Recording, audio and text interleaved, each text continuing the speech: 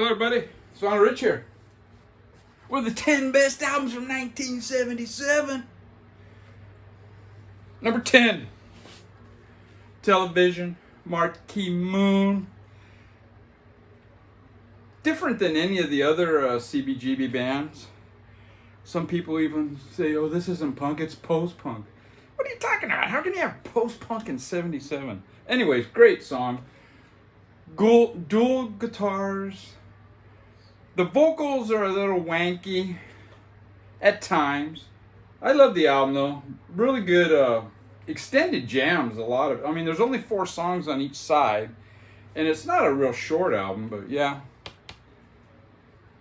Highly recommend it. I don't have their second album, and I've never really listened to it all the way through, but yeah. Number 10. Number 9. One of the first punk albums ever released. It's The Saints, I'm Stranded. And this is a promo copy. Just a fantastic song, man. Now The Saints, for those that don't see it, The Saints are the perfect example of the connection between the 60s snotty garage rock and the 70s punk. The vocals, the first song, I'm Stranded, it sounds like it could have been recorded by one of those 60s garage rock bands, you know? And I don't know, there's other ones too, but yeah, great album. From Australia. This was released early on in 77, actually before any punk rock albums from the UK. The Saints, I'm Stranded. Number 9. Number 8 is the Ramones' Rocket to Russia. Now this would have been much higher if it wasn't for the third song, Here Today, Gone Tomorrow. It's the weakest song, and it just so happens it's the longest song on the album. And it, for me, I don't know, it starts out with Cretin Hop and Rockaway Beach. 2 bangers, man. And every other song on side 1 is really good. Side 2 has Surfin' Bird and I Wanna Be Well. They're so. This is their Ramones' third album. It's a little more polished than the first 2. But it's kind of the same format, you know. Number 7. Number 6. This is number 7. That last one was number 8.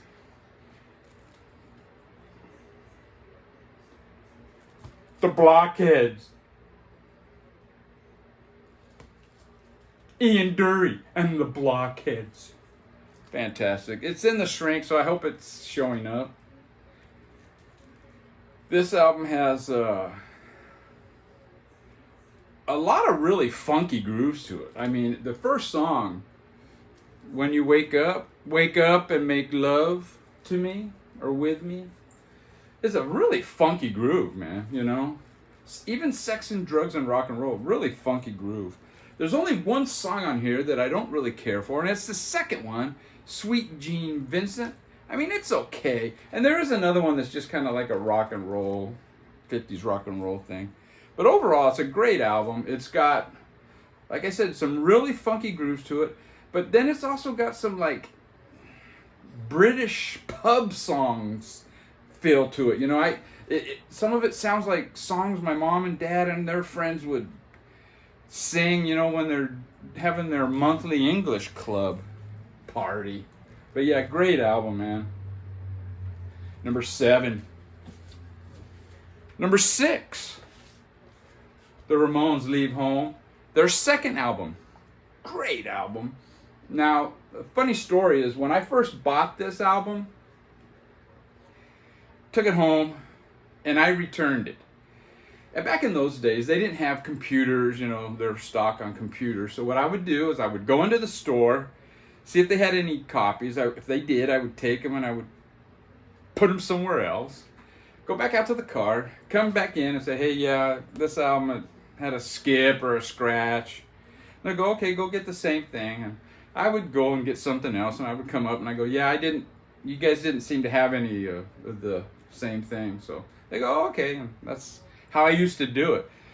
But after, it must have been no more than 2 weeks, I said, man, I got to go get that record, you know?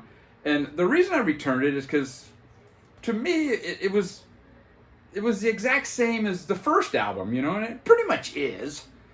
And the more I think about it, that's really not a bad thing, you know? But yeah, it's got great songs, and I mean, I'm not going to go through the songs, but yeah. First 4 Ramones albums are just fantastic. And that was number 6. So we're to the top 5. And I had trouble with 5, 4, 3, and 2. They bounced around a little bit. But anyways, I'm putting Elvis Costello in the Tractions, My Aim Is True, at number 5.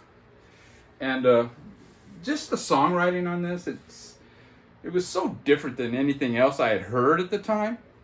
And yeah, I love this album, man. I don't know, there was one song on side 2 that's kind of, it's okay.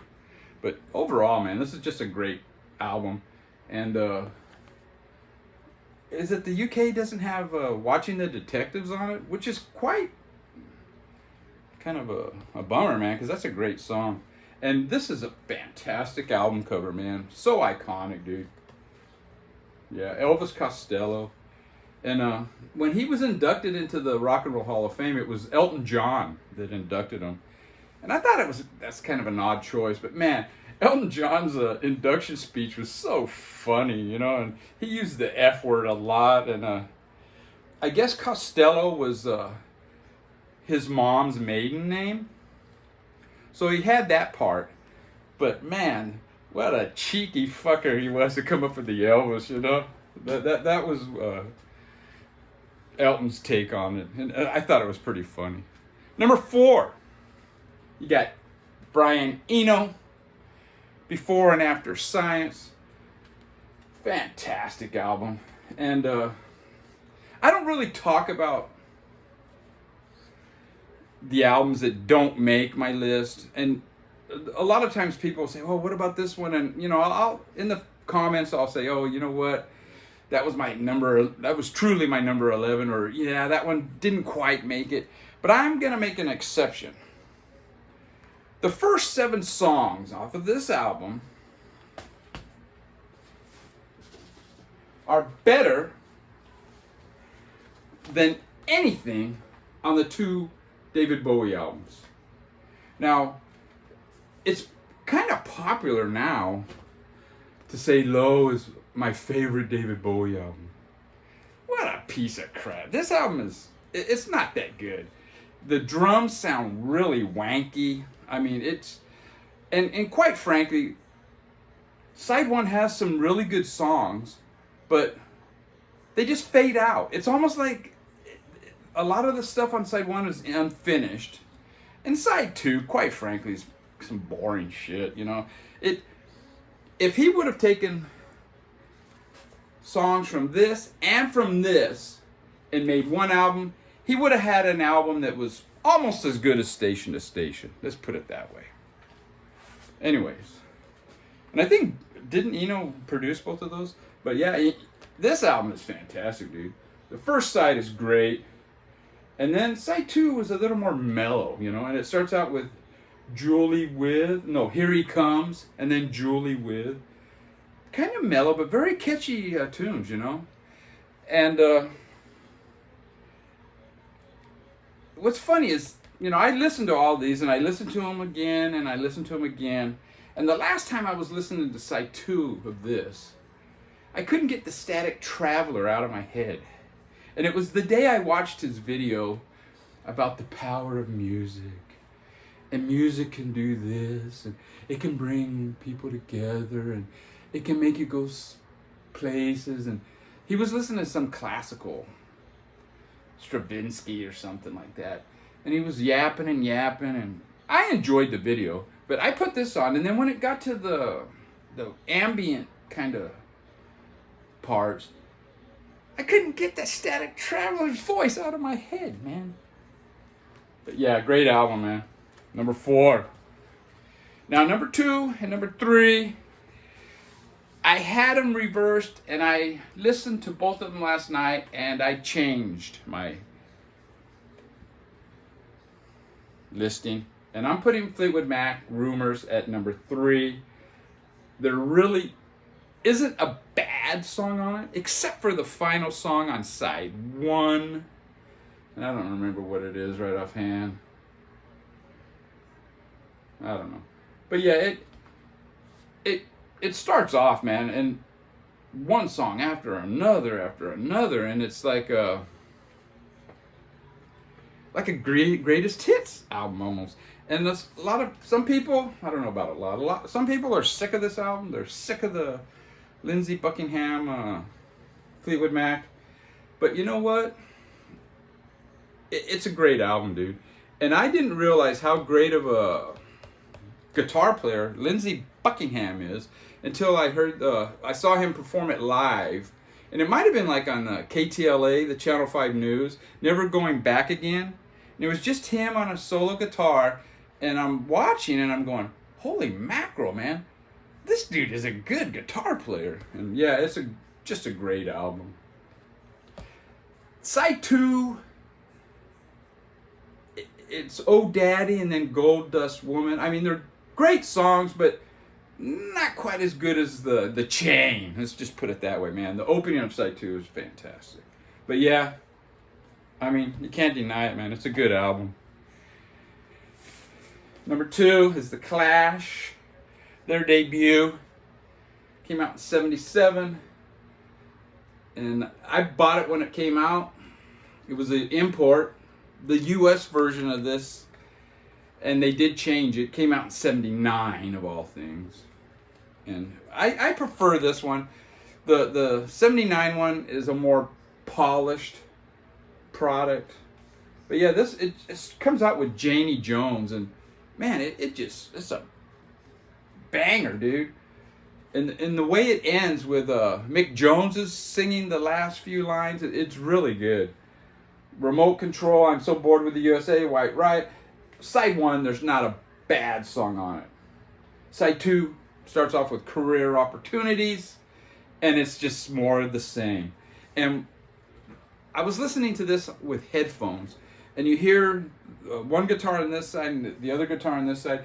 And okay, yeah, they're not the Allman Brothers, but man, it's really good.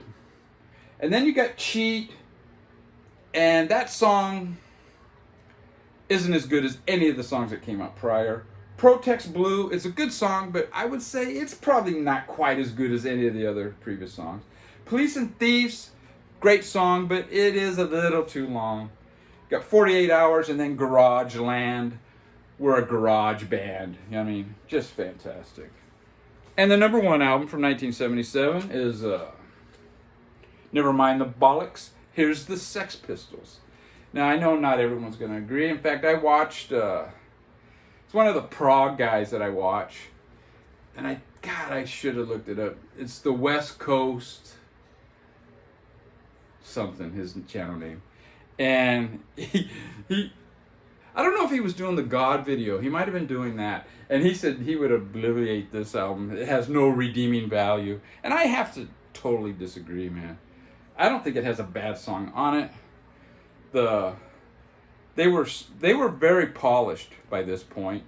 And the reason why is I think it was when they were with EMI, they made them just record the songs over and over and over, like 20 times, up to 20 times, a single song. And they said it was brutal. And that's why that Spunk bootleg is so good. And it got an official release, I believe, last year. And yeah, it's a fantastic album. Johnny Rotten, I don't know if anybody ever watched my 20 best punk rock singers, but he was my number 1. And he epitomized the punk rock vocal. And he's still great with Public Image. And that's it, man. The top 10. Sorry it took so long. Rachel.